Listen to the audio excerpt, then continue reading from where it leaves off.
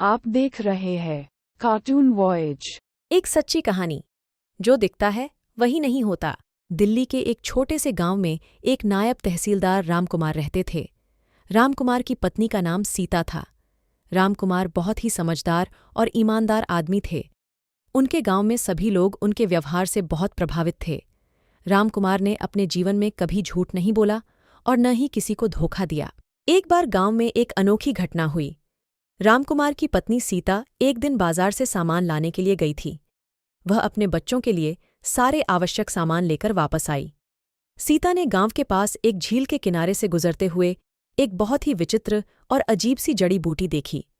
उसने वहां रुककर उसे ध्यान से देखा। वह बूटी कुछ ऐसी थी कि उसका रंग भी न था, न ही उसका स्वाद अच्छा था। फिर भी सीता ने उसे वहां से उठा लिया और अपने घर ले आई। वहां पहुंचकर उसने उसे अपनी बगीचे में लगा दिया।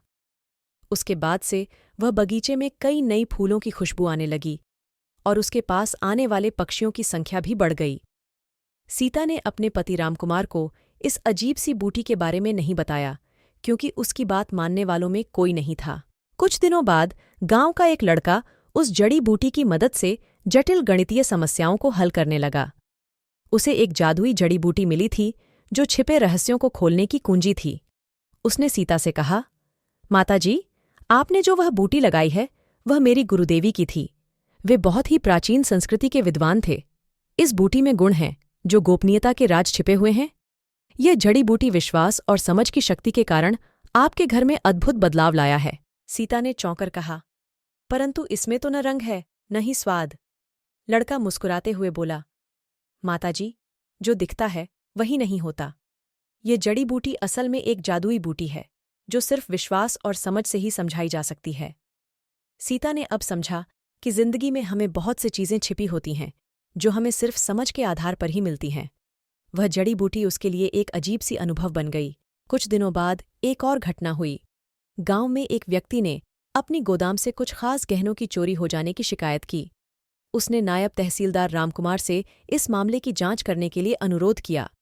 रामकुमार ने तुरंत इस मामले की जांच करने का निर्णय लिया। रामकुमार ने खास ध्यान से सारी तथ्यात्मक जानकारी एकत्र की और उसे एक बूटी ने भी अपनी गहराई से प्रेरित किया। रामकुमार को लगा कि इस घटना में कुछ गहराई से छिपी हुई बातें हैं। उन्होंने स्थानीय विशेषज्ञों से परामर्श लिया और इस मामले की जांच के लिए एक टीम तैयार की। जब जांच की टीम गोदाम में पहुंची तो वहां से बाजार के लिए एक पुरानी सवारी निकल रही थी। रामकुमार ने सोचा कि यह वाहन शायद उसी चोरी का बाजार जाने का एक साधन हो सकता है। वे उस वाहन को बाजार में पकड़ने के लिए टीम को निर्देशित करते हुए उसका पीछा करने लगे। बहुत ही ताकतवर और चुस्त समझदारी से रामकुमार की टीम ने चोरी के माल को पकड़ लिया और चोर को भी गिरफ्तार कर लिया। सबके चेहरों पर गर्व और खुशी की मुस्कान थी। ये घटना गांव में व्यापक रूप से सम्मान और प्रशंसा का विषय बन गया। इस घटना के बाद रामकुमार ने सीता को सारी बातें बताईं और उसे उस अजीब सी बूटी का रहस्य भी साझा किया।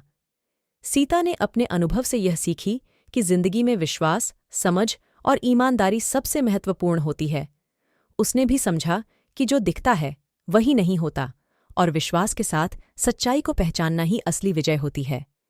इस कहानी से हमें यह सीखने को मिलता है कि जब हम किसी चीज को समझने की कोशिश करते हैं तो हमें उसे सिर्फ उसके बाहरी रूप से ही नहीं देखना चाहिए।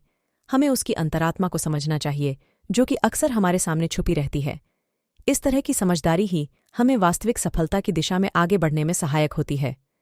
इसलिए हमें हमेशा विश्वास करना चाहिए कि जो देखा जाता है वही सच नहीं होता और हमें जीवन में ईमानदारी, समझ और विश्वास की महत्वपूर्णता को समझने की कोशिश करनी चाहिए।